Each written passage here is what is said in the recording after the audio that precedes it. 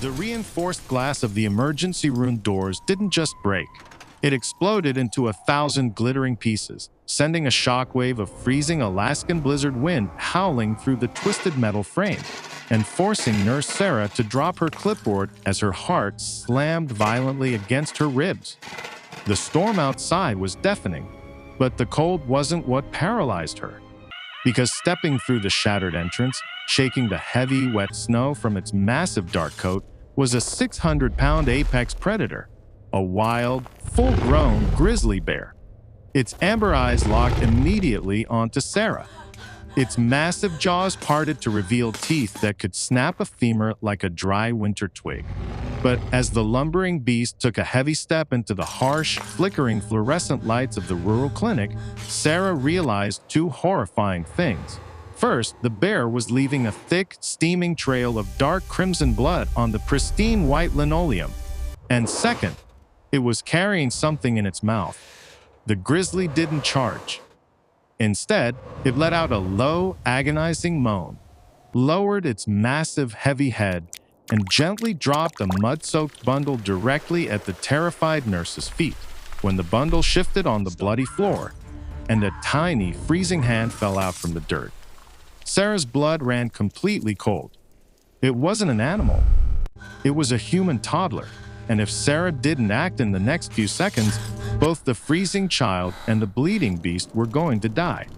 To understand the sheer impossibility of this terrifying standoff, you have to understand the nightmare of that specific winter night, the worst storm to hit Blackwood Creek in over a decade, where the roads were completely buried under 3 feet of solid ice, leaving the remote mountain clinic running off a sputtering backup generator, and leaving Sarah as the only medical staff left on duty. She had been utterly exhausted, brewing her 4th cup of black coffee, praying for a quiet, uneventful shift. But nature had a drastically different plan. Now, she stood just 5 feet away from the deadliest creature in North America, surrounded by the metallic, coppery smell of fresh blood mixing with the heavy, musky scent of wet fur that filled the small, suffocating waiting room. The bear was breathing heavily, huff, huff, huff, its massive chest heaving with every agonizing, rattling breath it took. Sarah's legs felt like heavy lead blocks. Every primal instinct woven into her human DNA was screaming at her to run, to sprint down the hallway, lock herself inside the pharmacy, and call the police. But her terrified eyes kept darting back down to the small, unmoving bundle on the icy floor. It was a little boy, no older than 2 years old, his fragile lips a terrifying, ghostly shade of blue, his skin as pale as the snow swirling outside. He was suffering from severe, late-stage hypothermia, his tiny chest barely rising and falling. The grizzly let out another guttural, vibrating sound, but it wasn't a roar of aggression. It was a desperate plea. The massive beast nudged the toddler gently with its wet, scarred nose, leaving a dark smear of dirt on the boy's freezing cheek. And then it slowly looked back up at Sarah, its intelligent amber eyes begging her to do something. She's asking for help, Sarah thought, her mind violently struggling to process the absolute reality-breaking absurdity of the situation. Swallowing her paralyzing terror, Sarah took a slow, trembling step forward, reaching her shaking hands out toward the dying boy. But the very moment she moved, the bear's overwhelming maternal instincts violently flared, and the grizzly let out a deafening, chest-rattling snarl that shook the walls, exposing its razor-sharp teeth as it stood its ground. Sarah violently jerked backward, tripping over a plastic waiting room chair. The heavy tension in the room finally eased. Sarah reached out her hand once again to pull the boy closer, but suddenly, the harsh, ear-piercing blare of the clinic's automated security alarm violently shattered the silence. The broken glass of the front doors had triggered a delayed silent alarm at the county sheriff's office, and the automated deafening sirens finally kicked in with a terrifying screech. The bear instantly panicked, rearing up on its massive hind legs, standing an impossible 8 feet tall. its razor-sharp claws scraping violently against the acoustic ceiling tiles. It swiped blindly at a row of waiting room chairs, sending them crashing into the drywall like weightless plastic toys, while Sarah shielded her face. Absolutely certain this was the end of her life. And then, the situation escalated from terrifying to deadly. Outside, cutting through the howling blizzard wind, Sarah heard the sudden chaotic screech of heavy tires tearing through the snow. Red and blue police lights began flashing wildly through the shattered front windows, reflecting blindingly off the ice and snow, announcing the arrival of Sheriff Miller and 2 heavily armed county deputies. Through the broken, jagged glass, Sarah watched in absolute horror as the 3 men jumped out of their cruisers, their eyes immediately locking onto the trail of blood, and the massive, towering 8-foot grizzly bear roaring inside the clinic. Without a second thought, the officers immediately unholstered their high-powered hunting rifles, raising the heavy black barrels directly toward the waiting room.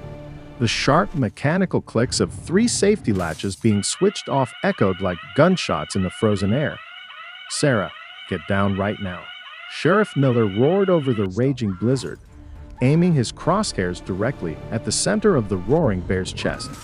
But the grizzly didn't charge the men. Instead, it immediately dropped heavily back down to all fours, placing its massive, furry body directly over the tiny, freezing boy, acting as a living, breathing shield to protect the fragile human child from the men with guns. It turned its massive, scarred head toward the glowing police lights, baring its teeth, completely ready to fight to the brutal death to protect the little human cub it had just saved. In that split fraction of a second, Sarah didn't think. She didn't calculate the risk. She just acted on pure, unfiltered adrenaline. She scrambled desperately across the blood-slicked, slippery floor, throwing her own fragile, shaking body directly between the cold steel barrels of the loaded police rifles and the bleeding, protective grizzly bear. "No, stop. Please stop." Sarah screamed at the top of her lungs, waving her hands frantically in the freezing air. "Don't shoot her. Look at her. She brought him here. She's trying to save him." The deputies froze in their tracks, their fingers trembling wildly on the sensitive triggers, their breath pluming in the freezing air. Sheriff Miller lowered his heavy rifle just a single, hesitant inch, his weathered face pale with absolute shock and confusion. "Sarah, move away from that thing. It's a wild animal. It's going to kill you," he yelled back. "No, look at her right side. Look at her shoulder," Sarah yelled back, tears streaming down her freezing face. For the first time, under the harsh, unforgiving glare of the flashing police spotlights, everyone finally saw it. Deep in the bear's right shoulder, matting its thick fur with thick, dark crimson, was a massive, gaping, festering gunshot wound. The magnificent animal was slowly bleeding to death. It hadn't attacked anyone.